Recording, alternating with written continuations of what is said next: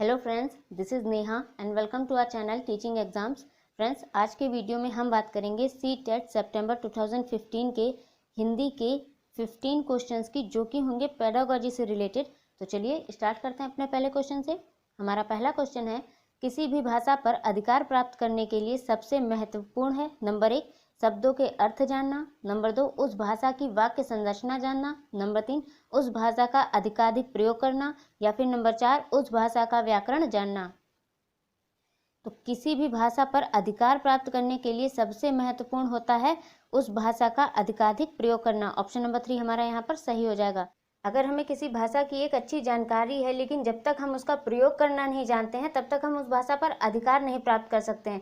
इसीलिए किसी भी भाषा पर अधिकार प्राप्त करने के लिए सबसे जरूरी होता है उस भाषा का अधिकाधिक प्रयोग करना। हमारा अगला क्वेश्चन है, समावेशी कक्षा में बच्चे की आवश्यकताओं को पूरा करने में भाषा शिक्षक के रूप में आपकी मुख्य जिम्मेदारी नहीं है। नंबर 1, बच्चों की भाषा संबंधी क्षमताओं की पहचान करना। नंबर 2, बच्चों को विभिन्न प्रकार की दृश्य श्रव्य सामग्री उपलब्ध कराना। नंबर 3, बच्चों का आकलन करते समय अति उदार बनना। नंबर 4, विभिन्न आवश्यकताओं वाले बच्चों के लिए उपलब्ध संसाधनों की खोज करना। तो समावेशी कक्षा यानी जिसमें सामान्य छात्र भी हैं और विशिष्ट छात्र भी। तो समावेशी कक्षा में बच्चे की आवश्यकताओं को पूरा करने में भाषा शिक्षक के रूप में आपकी मुख्य जिम्मेदारी नहीं है। तो ऑप्शन नंबर 3 सही हो जाएगा। बच्चों का आकलन करते समय अति उदार बनना।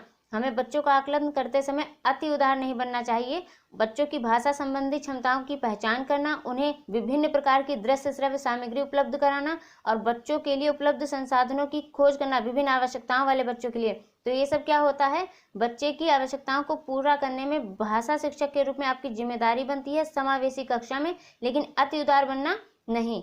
हमारा अगला क्वेश्चन है, पढ़ने की संस्कृति के विकास के क्रम में किस पठन को प्रोत्साहित किए जाने की आवश्यकता है। नंबर 1, व्यक्तिक। नंबर 2, सस्वर। नंबर 3, मौन। नंबर 4, सामूहिक। तो ऑप्शन नंबर 1 सही हो जाएगा, व्यक्तिक। पढ़ने की संस्कृति के विकास के क्रम में व्यक्तिक पठन को प्रोत्साहित किए जाने की आवश्यकता है, ताकि बच्चे को अगर पठन कार्य में कोई समस्या आ रही हो तो वो छात्र खुद उस समस्या को सॉल्व कर सके। इसीलिए व्यक्तिक पठन को प्रोत्साहित किए जाने की आवश्यकता है।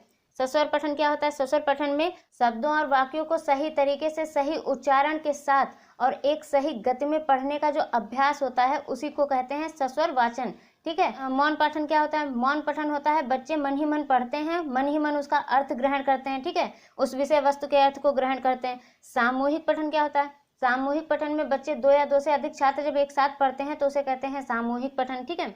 हमारा अगला क्वेश्चन है, भाषा की पाठ्य पुस्तक में सबसे महत्वपूर्ण पक्ष है। नंबर 1, आकर्षक चित्र। नंबर 2, पाठों का उद्देश्यपूर्ण चयन। नंबर 3, अभ्यासों की बहुलता। नंबर 4, कागज की गुणवत्ता।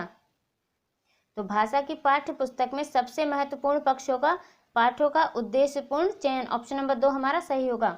हमारा अगला क्वेश्चन है, विद्यालय के बाहर का जीवन और वहां प्राप्त ज्ञान एवं अनुभव भाषा सीखने के लिए आवश्यक प्रेरणा देते हैं, क्योंकि नंबर 1, गतिविधियों के आयोजन पर बल देती है। नंबर 2, बच्चों के भाषाई विकास की स्पष्ट समझ पर बल देती है। नंबर 3, बाल साहित्य को पढ़कर सुनाने पर बल देती है। नंबर 4, सभी भाषाओं को सीखने पर बल देती है। तो विद्यालय के बाहर का जीवन और वहां प्राप्त ज्ञान एवं अनुभव भाषा सीखने के लिए आवश्यक प्रेरणा देते हैं, क्योंकि बच्चों के भाषाई विकास की स्पष्ट समझ पर बल देती है। ऑप्शन नंबर 2 हमारा सही होगा। बच्चे जो विद्यालय में जो भी भाषा सीखते हैं, जो कुछ भी सीखते हैं, उसका प्रयोग जब विद्यालय के बाहर के जीवन में करते हैं तो वहां से उन्हें प्राप्त ज्ञान और अनुभव भाषा सीखने के लिए प्रेरणा देते हैं। इसलिए ऑप्शन नंबर 2 हमारा सही होगा। हमारा अगला क्वेश्चन है, विद्यालय के बाहर का जीवन और वहां प्राप्त ज्ञान एवं अनुभव भाषा सीखने के लिए आवश्यक प्रेरणा देते हैं, क्योंकि नंबर 1, मानक वर्तनी का सम्यक ज्ञान मिलता है। नंबर 2, लेखन की विभिन्न शैलियों का परिचय मिलता है। नंबर 3, समृद्ध भाषिक परिवेश मिलता है। या फिर नंबर 4, इससे व्याकरणिक नियमों की जानकारी प्राप्त होती है। क्वेश्चन नंबर 110 और 111 एक ही हैं, लेकिन इसके ऑप्शंस चेंज हैं। तो विद्यालय के बाहर का जीवन और वहां प्राप्त ज्ञान एवं अनुभव भाषा सीखने के लिए आवश्यक प्रेरणा देते हैं, क्योंकि विद्यालय के बाहर उन्हें समृद्ध भाषिक परिवेश मिलता है। ऑप्शन नंबर 3 हमारा सही होगा। हमारा अगला क्वेश्चन है, पहली कक्षा में प्रवेश लेने से पहले आमतौर पर बच्चे नंबर 1, पठन लेखन में दक्ष होते हैं। नंबर 2, स्व अभिव्यक्ति जानते हैं। नंबर 3, भाषा के व्याकरणिक नियम जानते हैं। नंबर 4, तुतलाकर बोलते हैं। तो पहली कक्षा में प्रवेश लेने से पहले आमतौर पर बच्चे स्व अभिव्यक्ति जानते हैं। ऑप्शन नंबर 2 हमारा सही होगा। पहली कक्षा में जो बालक जाते हैं वो अपनी बात को बोलने में, अपनी बात को कहने में सक्षम होते हैं, यानी कि वो अपनी स्व अभिव्यक्ति जानते हैं अपनी मातृभाषा में। हमारा अगला क्वेश्चन है, सुरभि अक्सर ड़ वाले शब्दों को गलत तरीके से उच्चारित करती है, आप क्या करेंगे? उसे ड़ वाले शब्दों की सूची पढ़ने एवं लिखकर अभ्यास करने के लिए देंगे। नंबर 2 उसे ड़ वाले शब्दों को अपने पीछे पीछे दोहराने के लिए कहेंगे। नंबर 3 उसे सहजता के साथ अपनी बात कहने के लिए प्रोत्साहित करेंगे। नंबर 4 उसे ड़ वाले शब्दों की सूची पढ़ने एवं बोलकर अभ्यास करने के लिए देंगे। तो सुरभि अक्सर ड़ वाले शब्दों को गलत तरीके से उच्चारित करती है, तो आप क्या करेंगे? ऑप्शन हमारा 3 सही हो जाएगा। उसे सहजता के साथ अपनी बात कहने के लिए प्रोत्साहित करेंगे। हमारा अगला क्वेश्चन है, प्राथमिक स्तर पर पढ़ने की क्षमता का आकलन करने की दृष्टि से सबसे अधिक महत्वपूर्ण है। नंबर 1 विराम चिन्हों का ज्ञान। नंबर 2 पढ़ने में प्रवाह। नंबर 3 अर्थ का निर्माण। नंबर 4 वर्णों की पहचान। तो प्राथमिक स्तर पर पढ़ने की क्षमता का आकलन करने की दृष्टि से सबसे अधिक महत्वपूर्ण होगा अर्थ का निर्माण। ऑप्शन नंबर 3 हमारा सही होगा।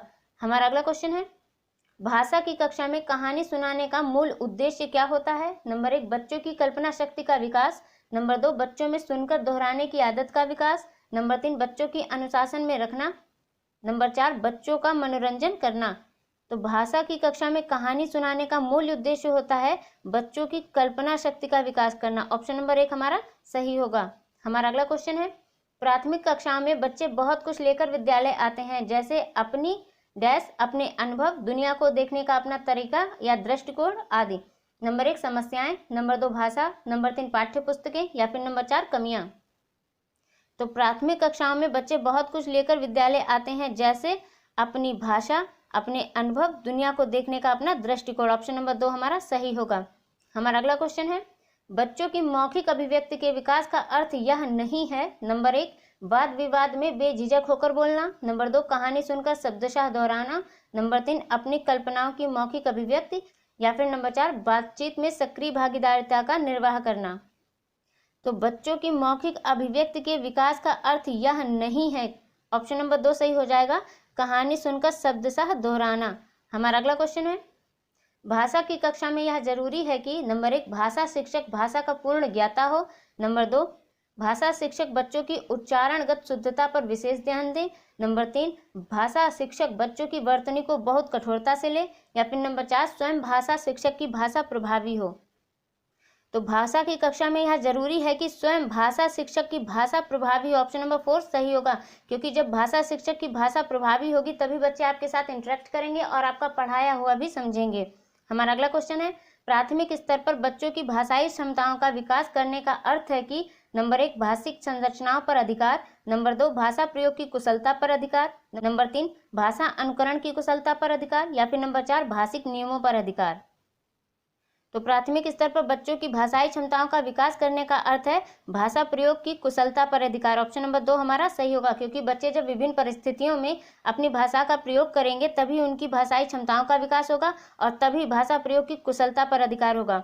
हमारा अगला क्वेश्चन है, व्याकरण शिक्षण की आगमन विधि की विशेषता क्या है? नंबर 1 पहले नियम बताना। नंबर 2 पहले नियम का विश्लेषण करना। नंबर 3 पहले मनोरंजक गतिविधियां कराना। नंबर 4 पहले उदाहरण प्रस्तुत करना। तो व्याकरण शिक्षण की आगमन विधि की विशेषता होती है पहले उदाहरण प्रस्तुत करना, बाद में नियम बताना। ऑप्शन नंबर 4 हमारा सही होगा। तो ये थे 15 क्वेश्चंस हिंदी पेडागोजी के। मिलते हैं अपनी नेक्स्ट वीडियो में। Till then bye, take care and thank you for watching.